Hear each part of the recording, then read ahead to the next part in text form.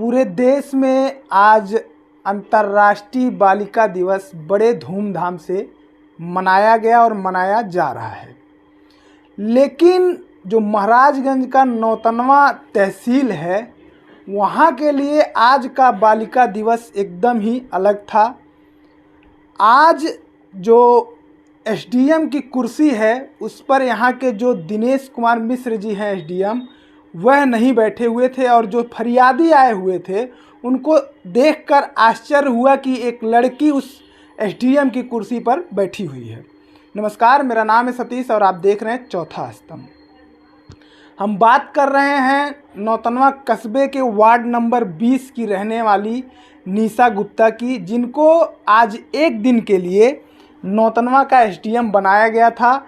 और यह पहल जो है वो एसडीएम दिनेश कुमार मिश्र के द्वारा की गई थी, ताकि जो महिलाएं हैं, जो लड़कियां हैं, उनको सशक्त बनाया जा सके और जो समाज है उसको कहीं ना कहीं एक बेहतर संदेश दिया जा सके कि जो महिलाएं हैं, जो लड़कियां हैं, वह किसी से कम नहीं हैं। सबसे पहले तो आपका हमारे चैनल में स्वागत है जी। नमस्कार निशा जी, थोड़ा सा ये जो कार्यक्रम हुआ है इसके बारे में हमें विस्तार से पहले बताएं। हम ये बताना चाहेंगे, पहले तो हम थैंकफुल रहना चाहेंगे हमारे एसडीएम सर को, जिन्होंने मुझे एक मौका दिया कि एज अ गर्ल कि हम लोग के पास सारी अथॉरिटी रहती हैं, लड़कियों को कभी किसी चीज़ में कम नहीं होना चाहिए। उन्होंने मुझे आज मौका दिया कि कैसे हम एसडीएम कैसे सिचुएशन को देखते हैं, कैसे उसका निवारण करते हैं।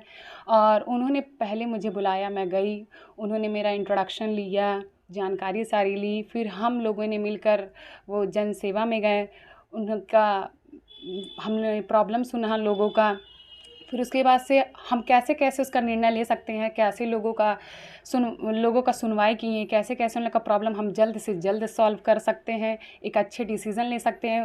वो सर ने मुझे सिखाया, मैंने कुछ डिसीजंस भी लिए अपने से, सर ने मुझे वो हक दिया। डिसीजन में क्या क्या थोड़ा सा बताएं। जैसे कि उन्होंने मुझे दिया था कि किसान मैटर था कि कितने कितने गाँव का आपने वो कर लिया है, तो कुछ वो आए थे, लेखपाल लोग आए थे, उन्होंने बताया मैंने 5 गांव का है, लेकिन मैं 6 गांव का मुझे मिला है, लेकिन मैंने अभी 5 ही गांव किया है। आज शाम तक मैं 1 गांव का करके दे दूंगा। मैंने बोला एक दिन में तो पूरा गांव हो नहीं पाएगा, आपको अच्छे से एक एक जानकारी लेके करना चाहिए, एक ही दिन में पूरा मैटर नहीं सॉल्व करना चाहिए।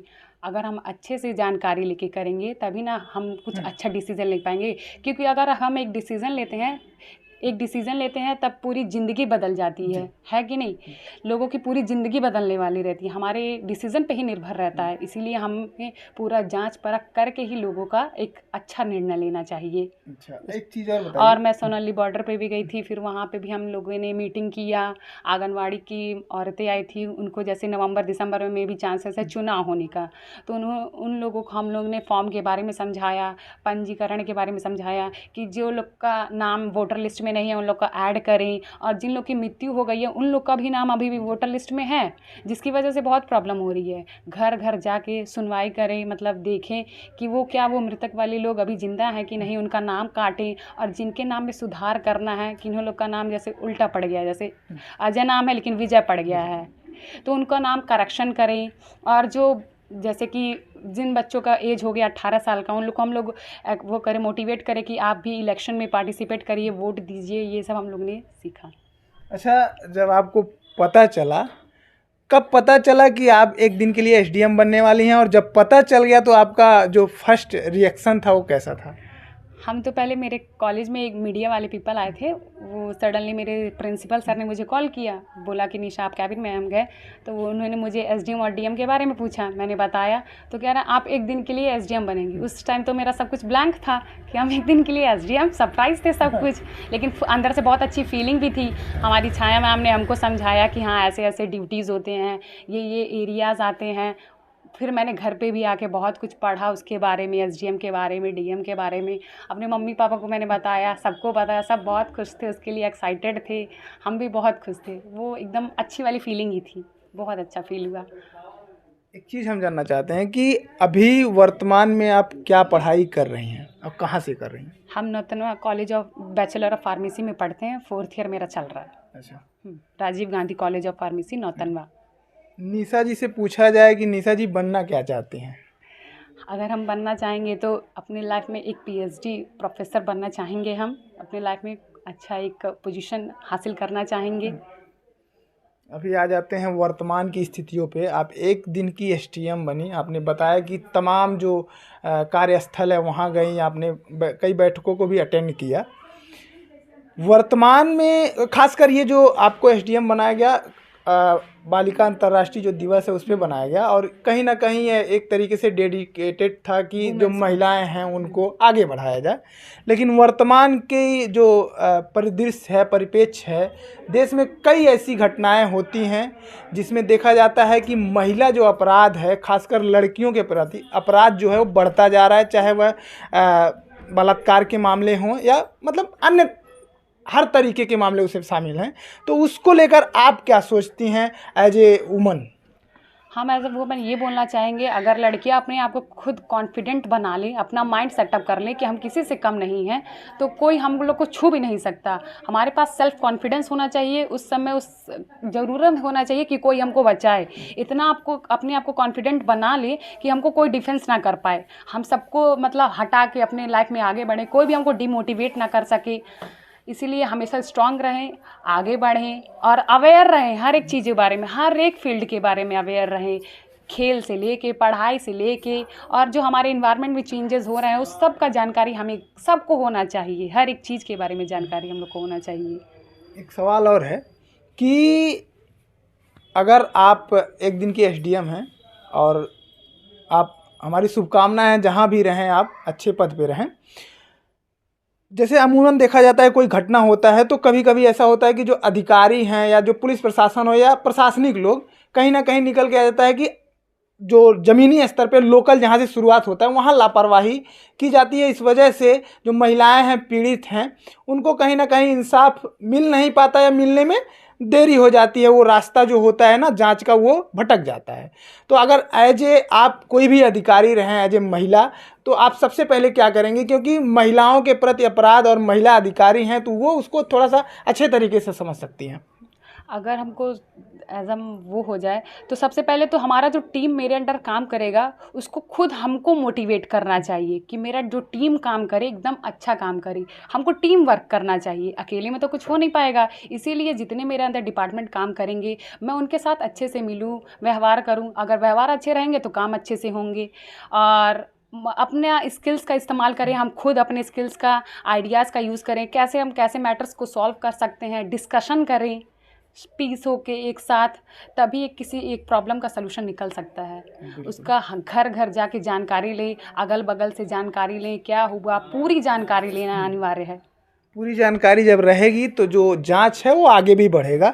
अभी आ जाते हैं हम नौतनवा जो क्षेत्र है, मैं भी यहीं का रहने वाला हूँ और भगवान की दया से मुझे बाहर पढ़ने का मौका मिला। भोपाल पत्रकारिता में ही मास्टर बैचलर हुआ। लेकिन जब मैं वहाँ भोपाल से यहाँ नौतनवा आया तो मुझे लगा कि हर फील्ड में हमारा नौतनवा बहुत पीछे है। खासकर महिलाओं के मामले में हो, हर मामले में यहाँ अभी उस स्तर का जो शिक्षा है वो नहीं है, और जो एक जागरूकता होती है उसकी कहीं ना कहीं मैं देखता हूँ कमी है। कस्बों में तो ठीक है, लेकिन आप गाँव में जाएंगी तो वहाँ देखती हैं कि अभी मैं कल एक खबर करके आया, जंगल में गया था लक्ष्मीपुर साइड, तो वहाँ जो गांव है वहाँ लड़कियाँ आपको 5वीं पढ़ी हुई नहीं मिलेंगी। मतलब एक लड़की नहीं मिलेगी जो 5वीं पास हो। तो उसके लिए आप क्या एक संदेश देना चाहेंगी यहाँ के लोगों के लिए कि अगर हमारा इलाका इतना पिछड़ा है तो यहाँ के जो परिजन हैं, अभिभावक हैं, खासकर जो महिलाएँ हैं, वो किस तरीके से आगे हैं? हम ये कहना चाहेंगे, देखिए यहाँ के लोगों में उतना अवेयरनेस नहीं है। अगर अवेयरनेस नहीं है तभी तो लोग पीछे हैं, अगर अवेयरनेस रहेगा तभी लोग आगे बढ़ पाएंगे। इसीलिए घर घर जाके पैम्पलेट के थ्रू या तो कोई भी स्किल्स करें, स्किट करें, रोड रोड जाके बैनर का करें, रैली प्रदर्शन करें। अगर लोग ये सब देखेंगे तो उससे जागरूक होंगे, हाँ ये भी चीज़ होती है क्या, और स्किट करें। अगर अवेयर रहेंगे तभी ना आगे कुछ कर पाएंगे कि हाँ हमको भी पढ़ना चाहिए, इसके बारे में अवेयर रहेंगे हर एक चीज़ के बारे में। अच्छा, एक चीज़ और देखा जाता है, आप भी अपने घर में रह रही हैं, बगल में देखती होंगी कि लड़के और लड़कियों में हमारा जो इलाका है यहाँ बड़ा भेद किया जाता है कि लड़का बाहर पढ़ेगा लड़की बाहर नहीं जाएगी, तो इसको आप कैसे सोचती हैं? ये बस पुराने ज़माने का माइंड सेटअप है और लोग अभी धीरे धीरे तो अभी वही चल रहा है, लेकिन हम लोग को ऐसा बिल्कुल नहीं सोचना चाहिए। लड़का लड़की एक बराबर होते हैं। जैसे हम अपने बेटों को बाहर भेजते हैं उसी प्रकार अपने अपने बेटियों के ऊपर बिलीव होकर रख कर उनको भी आगे बढ़ने का मौका देना चाहिए। सबको इक्वालिटी में रखना चाहिए। हमारा आखिरी सवाल आपसे है कि आप यहाँ के लोगों के लिए क्या एक मैसेज छोड़ना चाहेंगी, चाहे वह पुरुष हो, चाहे महिला हो, चाहे अगड़ा हो, चाहे पिछड़ा हो, हर समाज के लिए आप लास्ट में क्या मैसेज छोड़ना चाहेंगी? हम ये मैसेज देना चाहेंगे कि अपने आप को हमेशा कॉन्फिडेंट रखें और अवेयर रहें हर एक चीज़ों के बारे में, क्योंकि हम अगर जानकार रहेंगे हर एक चीज़ों के बारे में, हम लॉ और ऑर्डर्स के बारे में जानेंगे। और हर एक स्कूल्स में लॉ और ऑर्डर्स की पढ़ाई भी होना चाहिए। अगर लॉ ऑर्डर्स लोग जानेंगे समझेंगे तभी ना डिसीजन ले पाएंगे, अपराध कम होगा और बहुत सारी चीज़ें आ सकती हैं। बिल्कुल, निशा जी ने एक बड़ी अच्छी चीज़ कही लास्ट में कि मैं भी ये मानता हूँ कि अगर आपको जो कानून है उसकी जानकारी होगी कि हत्या करने पे ये सज़ा होगी और तमाम तरीके के जो अपराध हैं उनको करने पे ये सज़ा होगी, तो आप कभी भी वो कदम नहीं उठाएंगे, आप हमेशा पीछे रहेंगे। और कहीं ना कहीं कानून की अज्ञानता जिनको नहीं होती है वही इस तरीके के जो अपराध हैं गलत कार्यों में संलिप्त हो जाते हैं और बाद में उनको भी रियलाइज होता है कि ये हमने गलत किया। तो कहीं ना कहीं ये इन्होंने जो कहा कि हमें बेसिक स्तर से स्कूलों में भी, और ख़ासकर बार बार हम कहेंगे कि जब तक आप अपने घर का परिवेश नहीं बदलेंगे तो माहौल चेंज होने वाला नहीं है। तो सबसे पहले घर के लोग और दूसरे नंबर पे जो हमारे टीचर हैं, स्कूल है, उनको कानून के बारे में जो बच्चे हैं उनको जानकारी प्रदान करनी होगी ताकि जो आपराधिक गतिविधियां उनको उनके ऊपर रोक लगाई जा सके। और वर्तमान में अभी हम आ जाते हैं जो कार्यक्रम हुआ उस पर, जो यहाँ के नौतनवा के एसडीएम दिनेश कुमार मिश्रा जी के द्वारा जो पहल की गई है, कहीं ना कहीं अपने आप में बहुत ही सराहनीय है।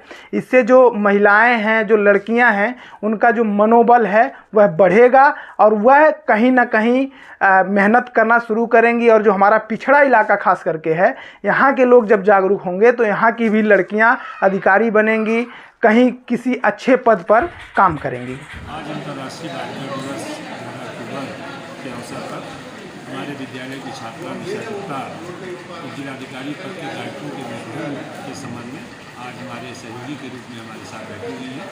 इन्होंने जनता की समस्याओं को जो हमारे यहाँ प्राप्त है उनकी समस्याओं का कैसे व्यावहारिक तौर से और अच्छे से निराकरण हो सकता है उस संबंध में आवश्यक दिशा निर्देश दिए। साथ ही यहाँ पर इसमें नेपाल द्वारा 3 दिशा योजना का सत्यापन किया जा रहा है, उसके बारे में इन्होंने सघन समीक्षा करी और तत्काल किसानों को लाभान्वित किया जा सके इस संबंध में तत्काल सत्यापन का काम करने के निर्देश दिए। नगरीय निकायों के चुनाव के सन्निकट मतदाता सूची का पर्यवेक्षण चल रहा है, इस संबंध में बीएलओ को घर घर जाकर के सर्वे करने के संबंध में भी आपके द्वारा दिशा निर्देश दिए हुए हैं। अन्य जो भी यहाँ पर विभागीय समस्या है उसके भी निराकरण के लिए आपके द्वारा सुझाव दिए गए हैं। और महिला सशक्तिकरण की दिशा में महिलाओं की भागीदारी सभी क्षेत्रों में सुनिश्चित हो, महिलाएं आत्मनिर्भर बनी, जिससे राष्ट्र और देश के विकास में महिलाएं सक्रिय भूमिका निभा सकें। हमारे यहाँ जैसा हमारा वैदिक वाक्य यत्र नार्यस्तु पूज्यते रमन्ते तत्र देवता, उसी के तहत हमारी महिलाएं बढ़ चढ़ कर सभी क्षेत्रों में आगे आ रही हैं। हमारे संविधान में भी महिलाओं के हितों को संरक्षित किए जाने पर विभिन्न प्रावधान किए गए हैं और महिला सशक्तिकरण की दिशा में 24 जनवरी को राष्ट्रीय बालिका दिवस मनाया जाता है। आज उसी के क्रम में आपके द्वारा जन समस्याओं का निस्तारण